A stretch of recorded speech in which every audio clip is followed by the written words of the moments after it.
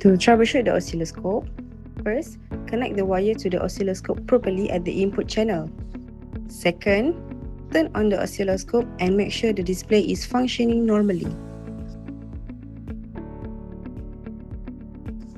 Next, use the probe to test the wire and check whether the wire is working properly or not.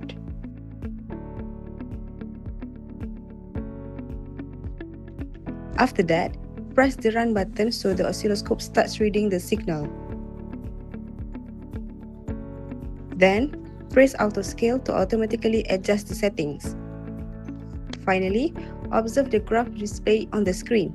If the waveform is shown like this, it means the wire is functioning properly and can be used.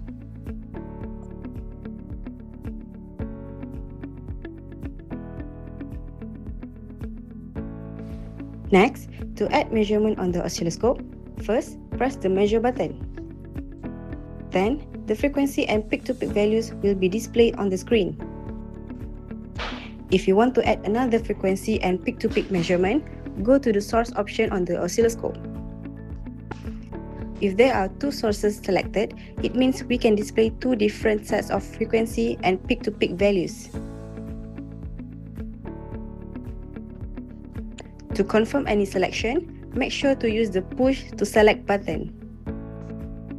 Beside the source button, we can also choose different types of measurement graph, such as peak-to-peak, maximum, minimum, amplitude, top, base, and overshoot.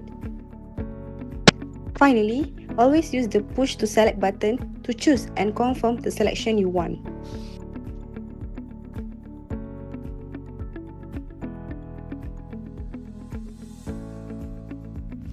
Next, from the graph displayed on the screen, we can adjust the horizontal and vertical length of the waveform.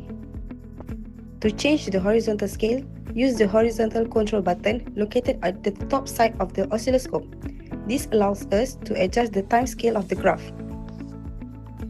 To change the vertical scale, use the vertical control button located at the lower side of the oscilloscope. This changes the voltage scale of the graph. Besides that, we can use the position knob located below the vertical control to move the graph up or down on the screen. This helps us adjust the waveform display for a clearer and more accurate observation.